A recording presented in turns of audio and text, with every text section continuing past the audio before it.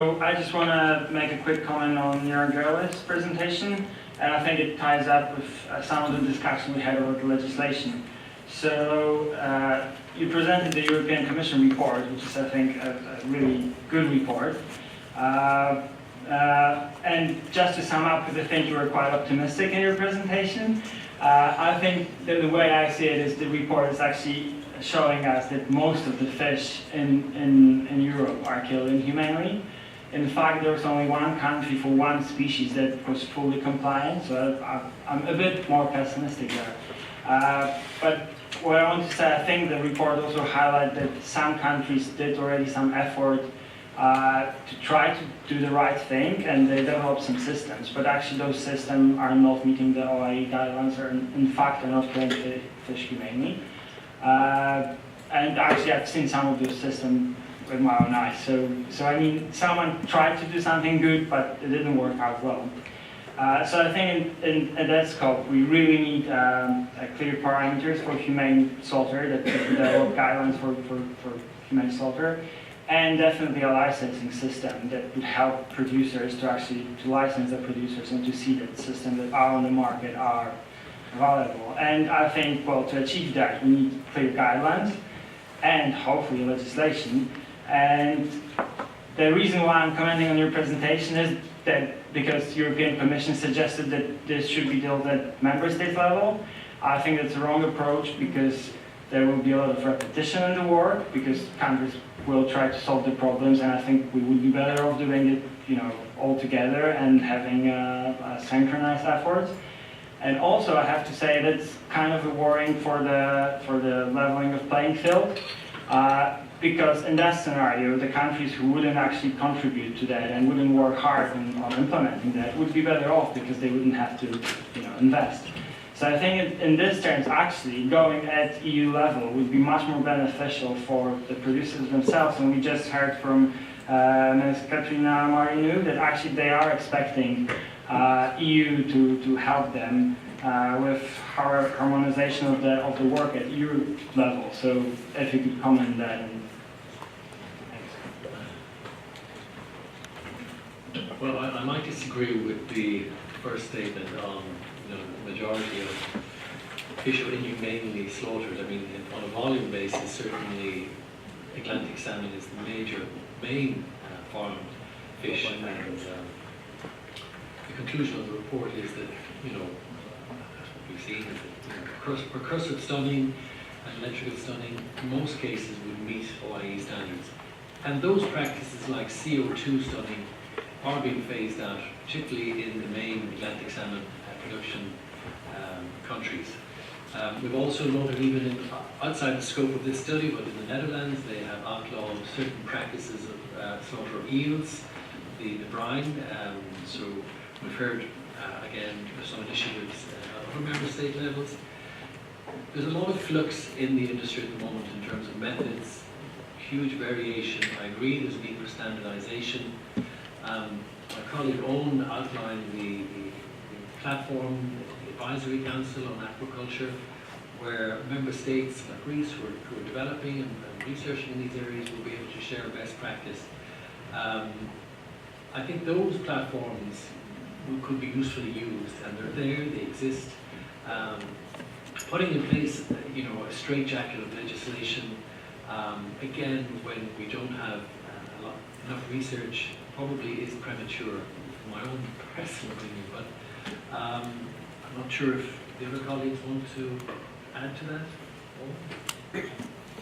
Just to reiterate what Niall said, that the member state forums that we have are places where we share best practice, and two in particular coming up are that one on the 21st of June, the welfare platform. That's a general welfare platform, not specific to fish, but there's a specific session on fish.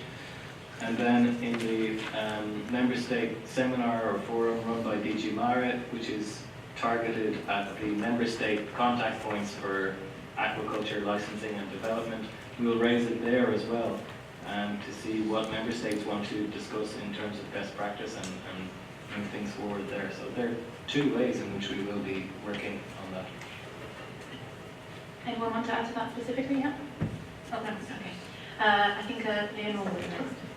Thank you. My name is Leonor Galhardo and I work for a research institute in Portugal, and I'm also an animal welfare consultant. And I would like to add a comment and make a question to Neil Gerlitz from DG Sante. The comment is about fish sentience, and I just would like to add to the discussion the fact that fish sentience has to do with what fish feels, and together with health and natural behavior is in the core of the animal welfare concept, and as such it is very important in the concept of sustainability as well. So I think that we should consider that while working on fish welfare and sustainability.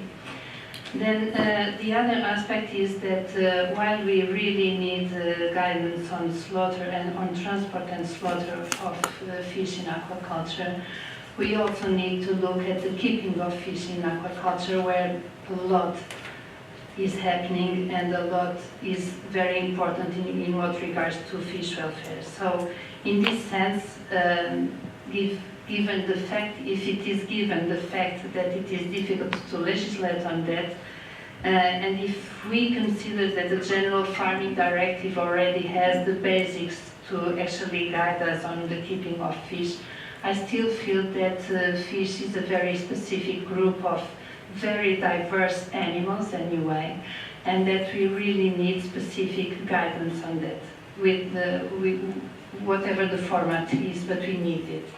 And the question is about this, because I heard saying that guidance is best achieved at member state level, and I don't know if I missed something, but I would like to understand it a little bit better, because we actually know that international market exists. We know that harmonization always help and support exchange of practices and information. So I didn't really understand why this is better achieved at the member state level, and if you could help me understanding that, thank you.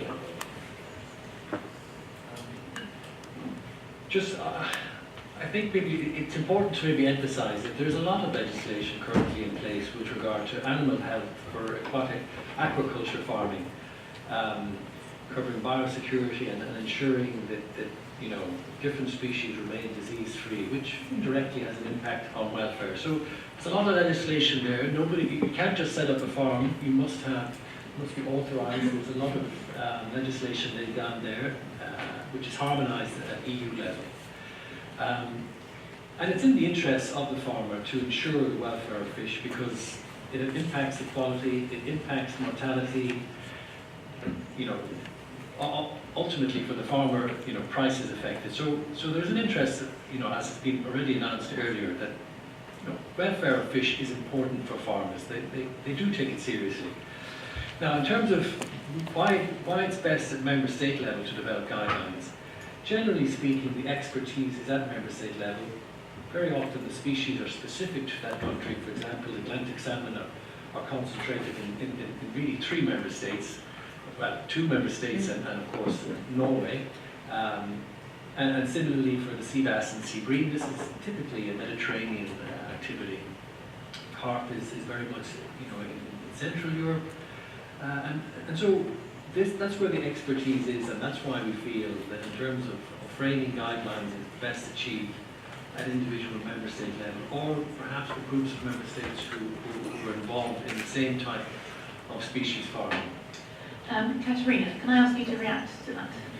Yes, I would agree with the Commission representative, and I would over comment on this, because that's true. Because, sometimes harmonization in general is very good, but sometimes we need to listen to the guys who practice, who do the job every day. Our experience shows that people who transport live fish, or people who work with fish every day, know what the exact needs of the fish are. It's them first who don't want their fish to die on the road. It's them who don't want their fish to suffer, because in the end of the day they want to sell the fish.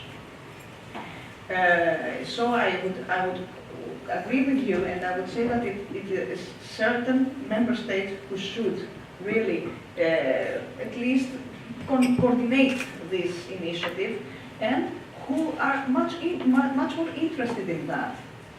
I couldn't imagine a country who has never cultivated sea bream to advise for guidelines in comparison to Greek farmers who know many more things. So I would agree with this perception of the Commission that member states, especially for this topic, should at least coordinate some discussion on that and some guidelines or some legislation or whatever that would be. That's a political decision. Thank you. There's a lady on the left-hand side, I think you wanted to... You want to comment on? You want to comment on? Yes. I just wanted to mention that, for example, tilapias, they are very produced in, I mean, this is actually a group of species that are the most produced in the world, and they are introduced into Europe. So there is no specific area in Europe where tilapias can be produced. They can be produced anywhere.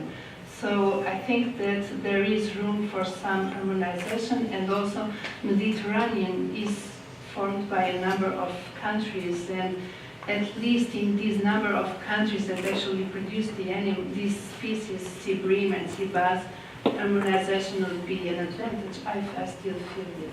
As it was mentioned before, that a subgroup of countries could actually produce some guidelines. Anyone else want to add to that? Yeah, just a quick comment. I definitely agree that, probably Greeks and Italians and know much more about sea bass and sea bream than Norwegians. But on the other hand, I have to highlight that currently the only electrical stunning system that is actually considered humane for sea bass and sea bream is produced by a UK company. And it's not happening in Greece. So I think, we can learn quite a lot from each other, especially that some of the aspects like stunning parameters and all that are quite universal and can be transferred, and it's a matter of adjustment. So I think working together here actually will be, will bring quite a lot of benefits. And obviously when it comes to farming methods, those who farm sea bass and sea bream knows best, but then maybe they can learn as well from other branches. And just a quick comment, I'm trying to give you a hard time. When you said about salmon being the major one, that's true in terms of tonnage, but I think that's another thing we need to start to transfer from. Fish is the only species we talk about in tonnage, and we don't look at individual numbers of the individuals. And I think we need to start to do that. But if we calculate actually, and some of the organizations started to do that, if we calculate the number of individuals, then actually species like sea bass and sea bream goes much higher than salmon because they're obviously smaller. So I think it's another step that we need to make. That's quite important. Thank you. Katerina? Thank you very much for your comment.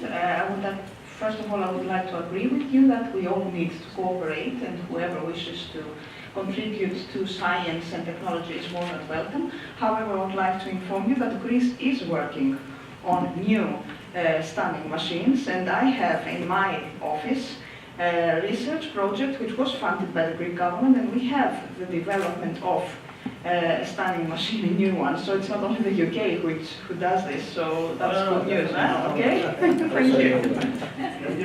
No fighting, please. Before continuing to take more questions, I just want to emphasise that people at the back, feel free to ask questions as well. And yeah, I want as many voices heard as possible. We can finish a little bit later. This lady's had her hand up for a long time, so yeah, go ahead. Yes, I'm Valeska Weiman from Global. It's an aquaculture certification system, international. I have a comment and I have a question to Erin. So the comment is that we have elements of animal welfare already included in the standard, and the one that is always difficult to see really compliance at the level that we would like to is the stunning.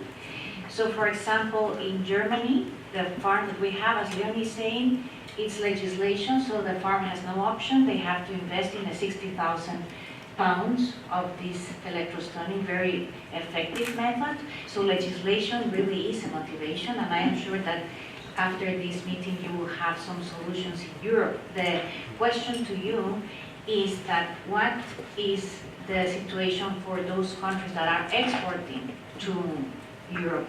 Are there going to be financial support in terms of stunning? Because that's the answer that we receive. We are not going to hire technology because it's not financially feasible. So they are still using ice and slurry, and we have to accept it. Even if it is dormant, it is not stunning, but it's better than nothing. So my question to you is, if you have looked at the most important species that are imported, is there going to be an eye on the stunning? Because this is the most difficult criteria to be compliant.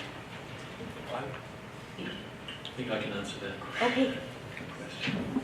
The level playing field that was alluded to throughout is very important, and you know, in terms of EU legislation, it applies to member states, and certain Norway obviously too have adopted this area. But outside of the EU, the legislation really stops at a limited number of areas. So welfare does not apply outside the EU currently. So any measures that are adopted in the EU would not apply to fish which we import. And as you probably know, aquaculture imports make up a very large proportion